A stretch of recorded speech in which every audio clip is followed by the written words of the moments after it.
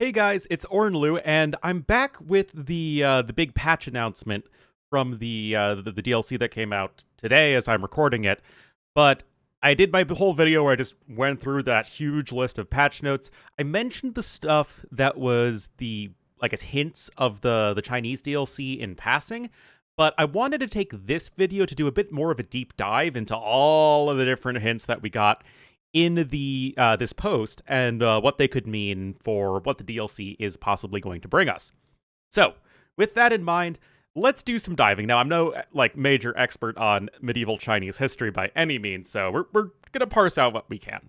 So the first thing is, and I just kind of skimmed past it in the video, is that there will be 5 new civs in this DLC.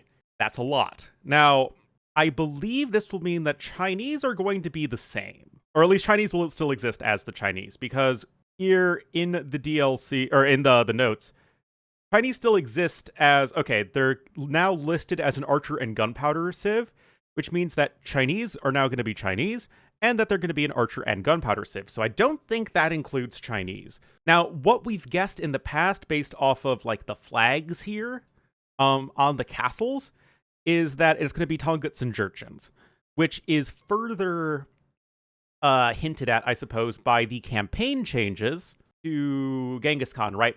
You have the Karakitai being renamed, getting rocket carts and cav archers instead of Mangudai and Mangonels. So yeah, we have the Karakitai renamed. Yeah, change the civilization of Qin and Tonguts. So the Qin is the Jurchens, Tonguts are the Tonguts. Still, there's more.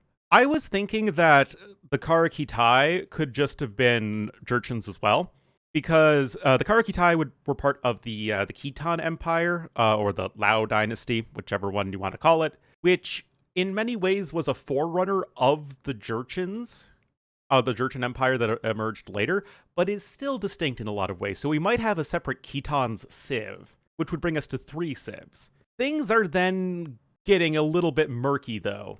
And there's a couple reasons for this. One is where is it? The Xi'an scenario, which is in the long, long ago time frame. So you have Xi'an, which is 320 AD. So that with the Great Qin and stuff like that, that all goes to show, all right, this is going to be old China. And of course, Jurchens and Tonguts and Khitans, they don't really fit that time frame. They're all much more in the middle of the AoE2 time frame. The next thing that sort of has me a little bit confused as to what exactly we're going to be getting is this, the He Guang Cavalry, which, if you look it up, you get to Chinese armor specifically from the Warring States period. And you get it right here, guys. Brilliant armor. So, Cao Zi has brilliant armor, which is Heguang, which is indicative that we're getting something 3 Kingdoms-y as well. So what I'm thinking is going to be the case is that we're going to get civs, we're going to get Jurchens and Tonguts. There's already too much indication that they're getting the more gunpowdery, middle-aged Chinese stuff that is associated, more with the northern Chinese periphery kingdoms. But we're also getting some stuff that is ancient China, which I find this really weird sort of dichotomy. So I think that we're getting some more traditional AoE2 civs and some civs that really push the 3 Kingdoms content that seems to be all the rage with, game development. So that, I think, is in itself really interesting. Personally, I don't think the 3 Kingdoms era necessarily needs to be that involved for AoE2. It's a little bit before the AoE2 time frame, but what can you do? So what we could be seeing is either Jurchens, Tonguts, Khitans as civs 1 through 3, and then for the 3 Kingdoms, we have 2 of the 3 Kingdoms as 2 of the civs, and then Chinese themselves, because it looks like Chinese are staying as Chinese. They are going to be the 3rd Kingdom, and they're can be semi-reworked as far as the campaigns go. The other option is that indeed the Karakitai and the Khitans are just going to be Jurchens renamed, and we'll get Tonguts, Jurchens, and then the 3 Kingdoms as 3 separate civs. 1, 2, 3, plus Jurchens, Khitans. And then Chinese themselves are still just going to be Chinese. So I think those are the two most likely options. But obviously, there's still plenty of room to maneuver here. I don't think I've seen anything that would indicate that we're getting the Uyghurs. Otherwise, they themselves would have their civ name changed in Genghis Khan 1. I don't think we're getting the Tibetans. There's nothing here that would indicate that. So that's kind of what I've been thinking. The next thing for us to look at is that we are given glimpses into two of the tech trees. This with the rollover thing that you can have in-game to show you the text here and there, and this little screenshot of the tech tree. Now, already, this shows two different civilizations, and we know that for sure. It's pretty easy to check. We can see, for instance, this civ has camels. This civ does not have camels. And there's a few different things here. First, I can zoom in a little bit more. All right, so first, this civ has a pretty normal smattering of eco upgrades. They don't have iron casting. Look at that. It's grayed out for where iron casting and blast furnace would be. No civ in AoE2 has ever been designed without iron casting. So that could be a new missing blacksmith upgrade, right? Because we have the Malay who miss the Castle Age cavalry armor. You have Burmese who miss the Castle Age archer armor. And then you could have another civ that misses iron casting. And of course, Tatars who miss the Castle Age infantry armor. That would leave exactly one civ missing those techs. I mean, yes, the American civs miss all the cav armor, but that's not the point. You then have the only Castle Age upgrade available to every single civilization as Bodkin Arrow. And I just don't know if you can design a civ without Bodkin Arrow because it applies to so much, right? It's not just archers and cav archers. It's also building defenses. It's also the galley line. And it's just such a core upgrade that I don't know if you can design a civ without that, but iron casting you can conceivably design a civ without. So that'll be really interesting. Also notably, we have a civ here that does not have the Nightline, and a civ here that does not have the Nightline. So we're getting at least two civs that don't have knights. This is probably the Huangdi cavalry. Wait, He Guang, there we go. My Chinese is very, very bad, in case you couldn't tell. So already, we have, okay, this looks like a knight replacement. It's a civ that doesn't have camels and it doesn't have step lancers. Both of these units are available to this civ. So this makes me think that this civilization is either the Tonguts or the Jurchens, because they also have heavy cav archer available in the Castle Age. And of course, they've got their Fire Lancer-y dudes. And the Fire Lancer, I'm pretty sure, is medieval. Yeah, exactly. 10th through 12th century. It is part of gunpowder, I suppose. So already, this has to be a Middle Age civilization. So probably Tonguts or Jurchens, maybe Khitan. That said, balance-wise, heavy cav archer available in Castle Age is way too expensive. It's 900 food, 500 gold, which is way too expensive. So what's likely going to be the case is that it gets a very steep discount. I mean, even half cost would be, what, 450 food, 250 gold? That's still very expensive for a Castle Age tech. Also, the civ doesn't have bloodlines. So my guess is that we're looking at a civ that is going to get all the blacksmith upgrades for cavalry and cav archers, but no bloodlines. And they're going to have to get some sort of compensatory bonuses in the process. Also, they don't have helps. And it's really curious as to what the Fire Lancers are going to do, right? Because they created that whole shock infantry. Yeah, see, shock infantry, such as the Jian Swordsman. And I actually haven't looked this one up yet. Is this another Three Kingdoms era thing? Yeah, exactly. This looks like something that would be used in the very early days. So this could be another Ancient Era thing, or Three Kingdoms era unit.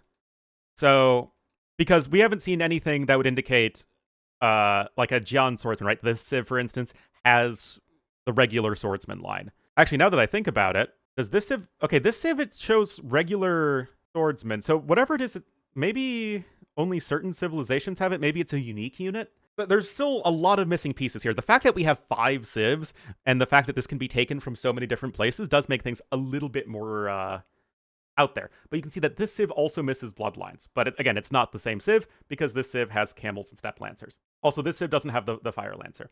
All right, now we can look at the screenshots here.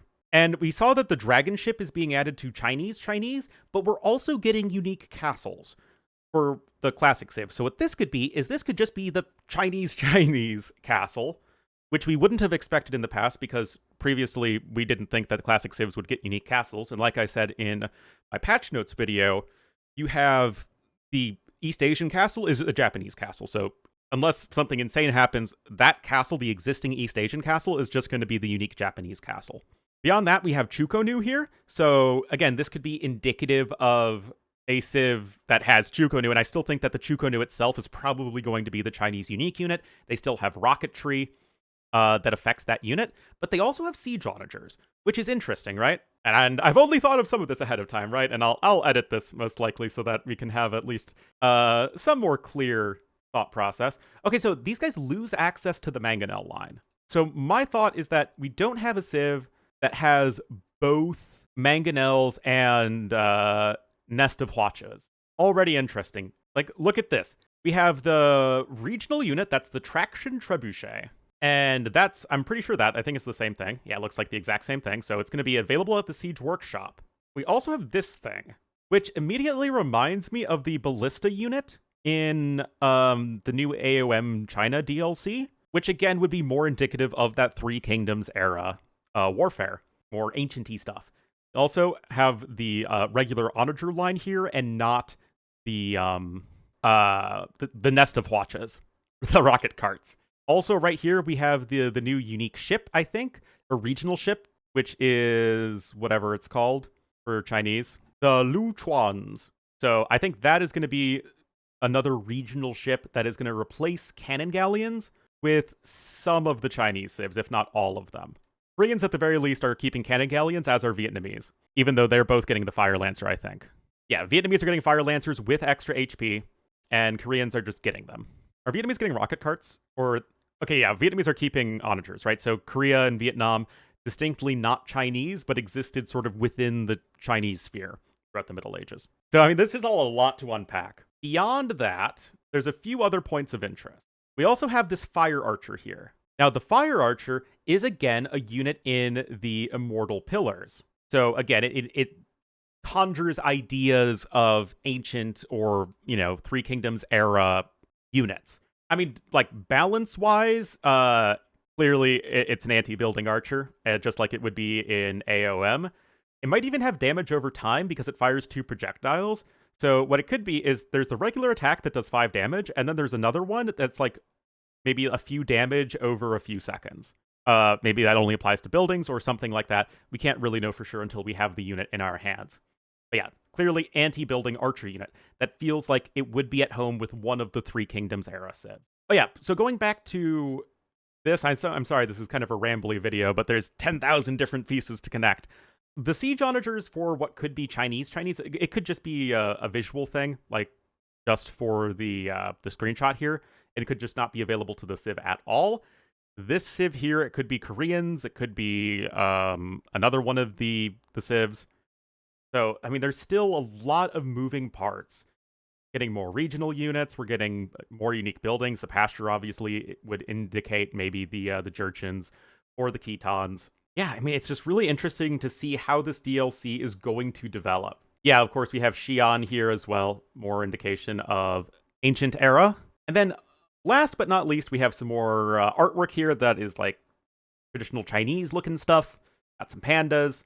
Chickens, I think, are going to be added as the non-pushable hunt thing. And then we have this screenshot over here, which has what would appear to be, a Chinese-looking wonder of some kind. There's another building over here. This could be another unique building. It's not going to be a monastery because those, I think, were all shown. And so we have more indication that perhaps not everything is what we'd expect. There's also some sort of a unit here with a spearman, or with a spear that I don't think we've seen yet. So there's still a lot of missing pieces to what we're getting to this in this DLC. I'm glad that, we get at least a little bit of something to keep us interested before we get more news, because I am really interested to see what all of these new units, all of these buildings are going to look like. Anyway, obviously there's so much that's been hinted at here. Let me know in the comments what you guys think of all of these different little hints that have been dropped.